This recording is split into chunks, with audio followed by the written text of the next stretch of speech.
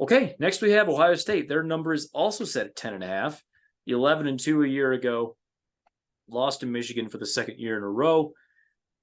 And then played Georgia as close as anyone did last year, almost winning that national semifinal game, and probably would have beaten TCU soundly if that kick had gone in right at the bell there for New Year's. So a weird year for Ohio State last year where it felt very disappointing. You're talking about some fans out there wanting Ryan Day fired after losing to Michigan for the second year in a row, and yet coming one field goal away from winning the national title, theoretically. They do lose a lot. Kyle McCord or Devin Brown are going to be the quarterbacks. One of those, probably McCord. Maybe the best receiver core in the country. We know this. Marvin Harrison Jr., Emeka Egbuka. All right. Pretty good running backs. Really good tight end. Their tackles are a potential issue on the offensive line from losing both tackles from a year ago. The front seven, I think, should be pretty good. The secondary remains a question mark. This is all kind of familiar stuff for Ohio State. Like, that's all kind of familiar.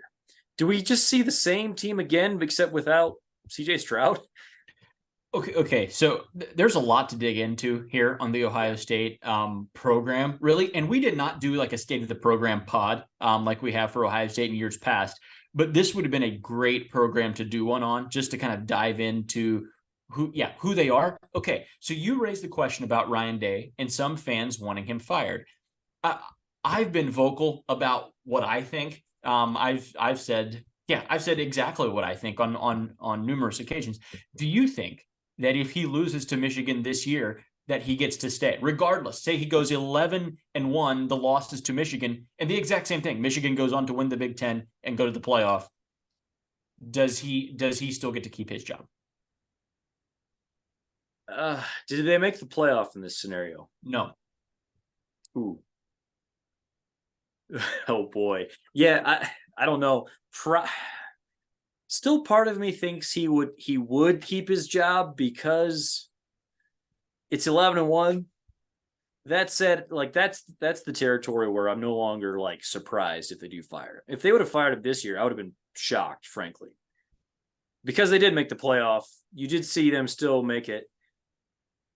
If it happens again, they lose to Michigan again, especially if it's the way the last 2 years have been, where the score is not really close, like it's 2 touchdowns or whatever, right? Then you can see it. I will say, like, in this scenario, if they go 11-1, like they do have wins against Notre Dame, Wisconsin, like it's not trash. Penn State, like that would mean they did pretty well, like against a relatively tough schedule. But yeah, obviously they want to win that game. I don't know that. I guess my money would be on he keeps his job, but it's like a very hot seat. Okay. Yeah. I mean, so we're on the opposite sides there. I think he's gone. Sure. Like, I don't think that any Ohio State coach right now can lose to Michigan 3 straight years in a row and still keep his job. And whether or not that means that he should keep his job, that doesn't really matter. I don't think that he would. I don't think that they would allow that to happen there. So do you think they'd just straight up fire him, or would it be like Ryan Day is looking at NFL opportunities or whatever? I mean, so like the problem is that he would have to go already. Like the NFL season runs well past, college football. And so like he wouldn't really be able just to leave. Like he could resign, I guess. But no, I think that he would end up getting fired. And yeah, maybe you could table it a couple of different ways. Like he's pursuing interest elsewhere. I doubt that would happen. I do think that Ohio State has to be really careful about letting Brian Hartline take a head coaching job somewhere else. Like, you need him. Like, that is the guy. Hartline, I think, would be a better head coach than he will be an offensive coordinator, just because he recruits really well. He seems like a CEO type already.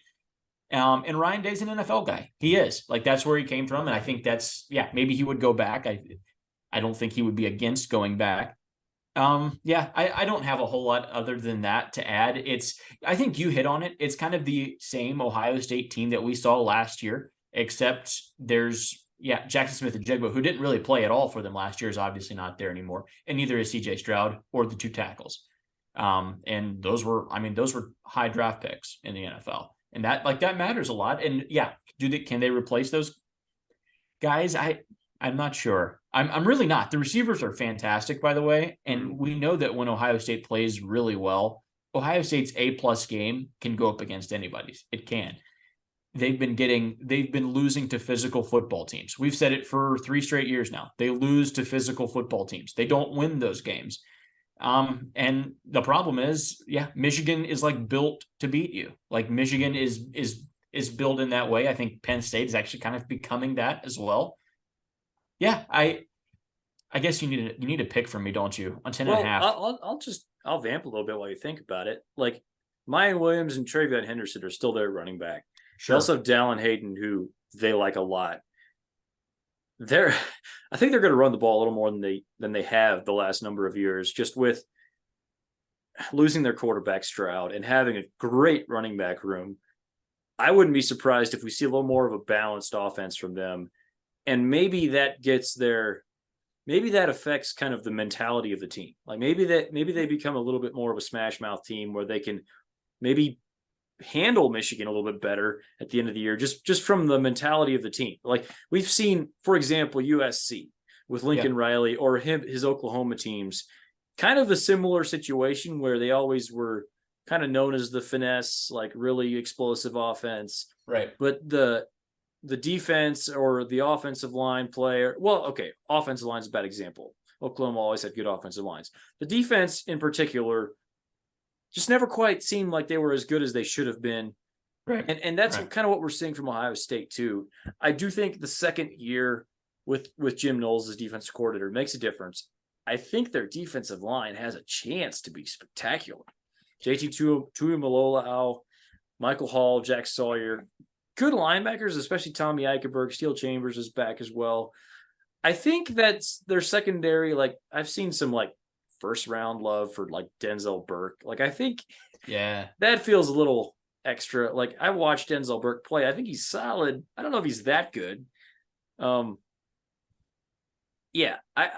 like them to have a really good front seven and a decent secondary, which might be an improvement from the last couple of years. So I guess my prediction is that they're going to be really good this year. A lot of it just comes down to how good is the quarterback? Can the offensive line run block? Because I think they're going to run the ball quite well. I love the pieces of their offense. Like Cade Stover, also at tight end, really good tight end. Personally, with the line here at 10.5, if you're kind of looking at their schedule, 10.5 is a really good number. They have to go to Notre Dame this year. They got Penn State at home, and they have to go to Michigan.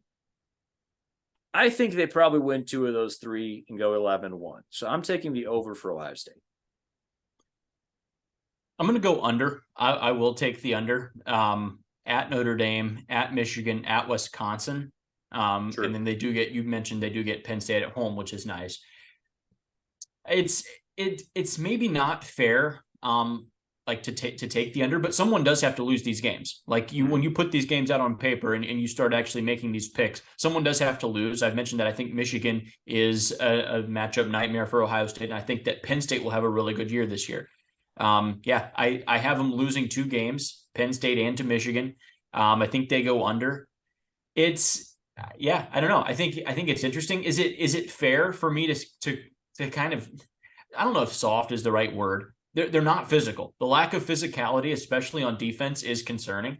And I don't know if you can just go get it back. I don't know if that's something that can, like this year we're going to run the ball and be physical. This year we're going to try to mash a little bit more with our offensive line. I don't think that's just something that I think that's more a mentality. I don't think it's something that you just, like this year we have it and last year we didn't. I think it's a culture, and I don't believe that they have it. And until they prove me wrong, I'm going to keep betting against them because it's worked out for me so far. All right.